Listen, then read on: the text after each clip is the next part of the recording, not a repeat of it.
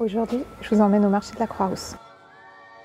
On va voir Patrice de la ferme bio Ludo et Mailly à Turin, dans l'ouest lyonnais. Quand on a une question à lui poser sur les légumes, les saisons, les recettes, il a toujours une réponse. Ce qu'il faut savoir, c'est qu'un bon plat, un magnifique produit, c'est tout sauf anonyme. Vous allez vite comprendre pourquoi.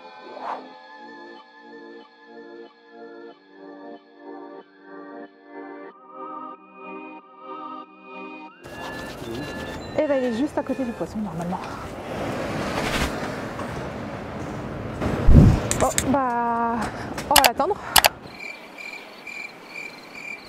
A few moments later.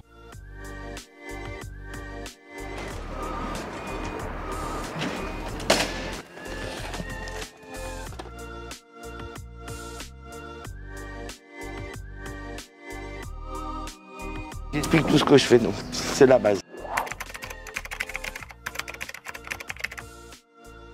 On va boire le café tant qu'il est chaud. C'est quoi qui vous a fait venir sur ce métier? Avant, j'ai vendu du pain bio avant. J'étais sur le marché bio pendant 13 ans. Donc, je connaissais tout le système, l'eau-vive, Biocop. Et vu que moi, je suis un assez bon commercial, mon cousin, il m'a dit, bah, si je veux me développer, démissionne de ton entreprise et tu pars avec moi. Par contre, lui, il viendra jamais au marché, par exemple. C'est à moi de me débrouiller, de développer les choses. Bah, après, pour produire tout le temps et venir tout le temps, faut être une entreprise. Mais à l'exploitation, minimum au moins 6 personnes tout le temps. Après, j'ai bien expliqué aux gens, si moi je viens au marché, j'ai pas le temps de produire. Il faut qu'il y en ait un qui vend et les autres qui restent à l'exploitation. Donc j'ai toujours dit qu'on faisait des AMAP et que je travaillais pour la vie. Le mieux, c'est la MAP, parce que les gens de la MAP, ils payent un an à l'avance, au mois de janvier, on va dire. Ça nous fait une rentrée d'argent. Et derrière, eh ben, on peut produire. Et je essaie de leur faire comprendre, de passer par les Biocop et les machins. Passer en direct, comme ça, vous n'avez pas d'intermédiaire. Par rapport aux AMAP et par rapport au marché, c'est le même prix. Je veux pas que ça soit plus cher d'un côté et de l'autre, comme ça, il n'y a pas d'histoire. Une place, ça s'achète. C'est un fonds de commerce. Avant, quand j'ai commencé, j'étais tout en bas là-bas le samedi dimanche. Et les gens ne descendent pas. Et pendant le premier confinement, je descendais 1100 paniers par semaine. Waouh. Ouais, Mathieu, ça va depuis dimanche? Vous êtes tout seul, ça? Ouais. Mais après, le mardi, les gens travaillent, donc il y a moins de monde. Ouais. Mais quand t'es passé dimanche, t'as vu le monde qu'il y avait? Ouais. Mais de la folie. La queue, elle va... elle dépasse l'autre stand là-bas. Les autres, ils me regardent, ils sortent d'où? Ah, Patrice, il est à fond là. Il monte son stand, il fait ses légumes. Ce qui est chouette, c'est qu'effectivement, il va vendre ce matin sa marchandise. Et puis, s'il lui reste des choses, comme les produits sont tout frais, eh ben, il va pouvoir faire ses paniers. Voilà, c'est l'avantage. Moi, j'ai jamais de perte. Ouais. Quand tu arrives au mois d'avril, c'est toujours la période de transition. Ouais. Il y a encore les légumes d'hiver et les légumes de printemps sont en cours. Mais il faut bien vous mettre ça en tête qu'un, toi sur le marché, des vrais producteurs. Mais il n'y en a pas des masses. Sont les 4. Ouais. 4, 5. Tout le monde achète et revend. Il y en a beaucoup qui m'ont dit. On passe devant ton banc, on regarde ce que tu as par rapport aux autres. Et pourquoi t'as pas ça? Eh ben non, c'est pas la saison. Pas le moment. Et alors il me regarde, il dit mais ça fait combien d'années qu'on s'est ouvert? Eh ben je dis ça fait longtemps. Il y a des légumes qui coûtent plus que d'autres. Comme le petit pois là, je le vends 11. Pour vendre des petits pois cette période, on les a plantés au mois d'octobre. Ouais. Octobre, novembre, décembre, janvier, février, mars, avril. 7 mois. Ça nous a pris une serre pendant 7 mois. Si je mets de la salade, si je mets un autre légume, je peux faire par exemple 3 légumes. Mais les gens, quand on arrive courant mars, avril, ils ont envie de manger d'autres légumes. Donc, quitte à perdre une serre, je vais vous amener des nouveaux légumes. Avril, mai, le légume, c'est la période le plus chère. La salade, madame, vous pensez bien la nettoyer tout de suite? Tout de suite? Oui. Parce qu'il y a bien à savoir, quand c'est des nouveaux légumes, c'est sous serre. D'accord. Donc, faut la nettoyer aujourd'hui, la mettre dans un Tupperware. D'accord? J'essaie de vous donner des conseils. Donc les tomates, si je les prends maintenant, vous allez les avoir autour du 14 juillet, 20 juillet. Voilà, ouais. Vendredi, je devrais attaquer les pommes de terre nouvelles. Ça, c'est des topazes. Voilà. Comme ça te va? Je me manque 5 de plus. Si tu passes, t'as vu mes prix? Je suis pas plus cher que les autres. Hein. Non, non.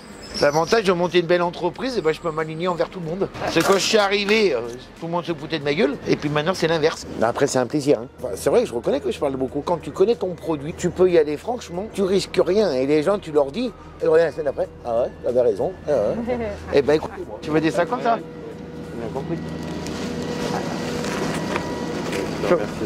Tu me diras si tu vas chercher un café, tu diras à ta patronne qu'elle paye le café. Hein. Les grands-parents des deux côtés, ils sont agriculteurs. Donc si tu veux, nous, quand on avait 6-7 ans, on travaillait déjà à les fermes. Ouais. Donc c'est pour ça que pour moi, voilà, je connais. C'est plus facile quand tu es du métier du départ, tu sais comment ça fonctionne.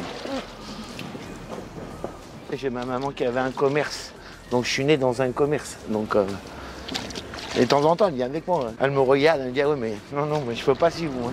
C'est quoi qui vous plaît le plus? Ah bah, plus le commerce, parce que j'aime le commerce. Après, à la ferme, quand il faut aider, il faut y être. Hein. Ouais. Donc, mais après, ça me dérange pas. Quand on commence à arriver avec des nouveaux légumes, t'as envie d'en manger. Et nous, à la ferme, on les mange pas, je privilégie mes clients. Mais à un moment, si t'as le temps, tu viendras servir. Ah bah avec plaisir. Ça te permettra de... Ouais, je veux bien.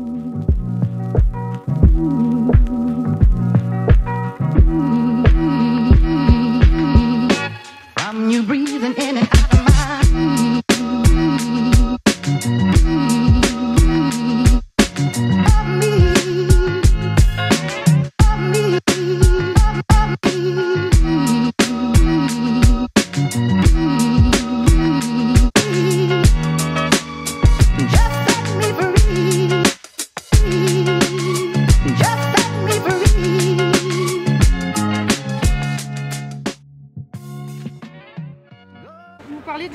La journée type du marché, elle démarre à quelle heure? Quand c'est l'été, quand tu as des fruits, on ne peut pas charger le camion le soir parce que il fait trop chaud. Ouais.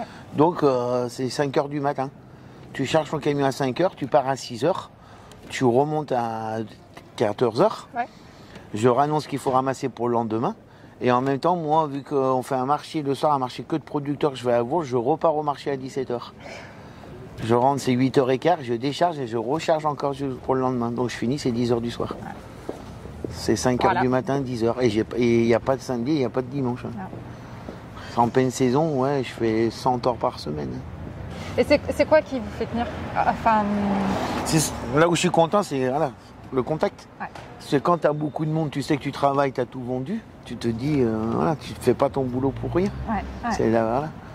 Venez me voir, il n'y a pas de souci. Allez, génial, hein? Super. Merci Patrice, allez, bon courage. Salut.